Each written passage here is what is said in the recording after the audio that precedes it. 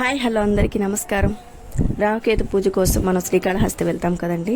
పూజ చేయించుకున్న తర్వాత రాహుకేతు నాగపడగలను చేత్తో పట్టుకుని స్వామివారి దర్శనానికి వచ్చి దర్శనం అయిపోయిన తర్వాత హుండీ దగ్గరికి వెళ్ళి వెనక్కి తిరిగి మన తల చుట్టూ 3 చుట్లు తిప్పుకుని హుండీలో వేసేస్తాము నాగపడగల్ని కదా. ఆ నాగపడగలను ఏం చేస్తారు అనేది పెద్ద డౌట్ అండి నాకు. ఇక్కడ నేను మొదటిసారి శ్రీకాళహస్తి రాహుకేతు పూజ కోసం వెళ్ళినప్పుడు పూజ అంతా అయిపోయిన తర్వాత హుండీలో వేసేసినాక ఈ డౌట్ వచ్చిందండి.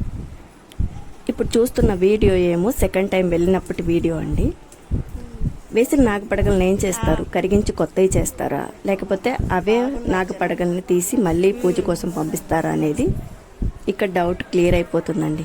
చూస్తున్నారు కదా సేవకులు ఏం చేస్తున్నారు. దేవస్థానం వాళ్ళు హుండీలో ఉన్న ఉంగరాలన్నీ తీసుకొచ్చి ఒక చోట పోస్తారండి.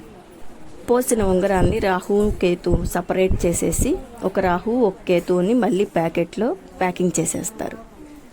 అట్లా రిపీటెడ్గా రాహుకేతు పూజ కోసం వెళ్ళిపోతాయండి.